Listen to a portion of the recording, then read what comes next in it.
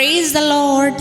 ప్రార్థన. పరిశుద్ర ప్రేమ కలిగిన తండ్రి, నీకే వందనాలయ్యా. దేవా, ఇదిగో ప్రభువా, ఈ రోజంతా నీ రెక్కల చోటని కాచి దాచి కాపాడు.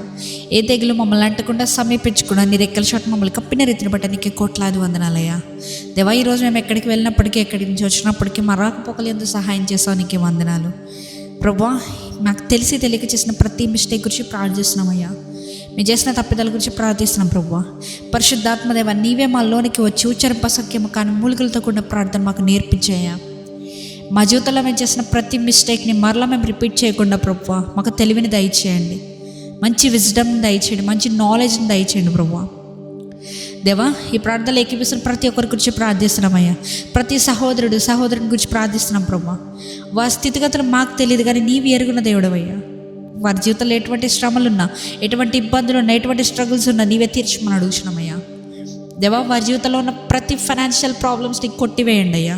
ప్రతి అప్పుని కొట్టివేయండి ప్రభువా. ప్రతి బాధపరిచే మాటలు వాళ్ళ రిలేటివ్స్ నుంచి కానీ, లేకపోతే అప్పుల సమస్యల్లో ఉన్న అప్పుల బాధల్లో నుండి విముక్తిని ఇవ్వమని అడుగుతున్నామయ్యా. దేవా, ఇదిగో ప్రభువా, ఎవరెవరైతే న్యూ జాబ్స్ కోసం అప్లై చేశారో, లేకపోతే న్యూ థింగ్స్ కోసం ఎదురు చూస్తున్నారో, న్యూ ఆపర్చునిటీస్ కోసం ఎదురు చూస్తున్నారో, ప్రతి ఒక్కరికి డోర్స్ తెరవమని అడుగుతున్నామయ్యా. దేవా, సాతాను తెర వేసి భ్రమపరుస్తున్నాడేమో, నిశ్చితమైతే ఆ తెరని కాల్చివేయమని అడుగుతున్నామయ్యా. ముందున్న రియాలిటీని చూసే వ్యక్తులుగా మమ్మల్ని చేయమని అడుగుతున్నాం ప్రభువా.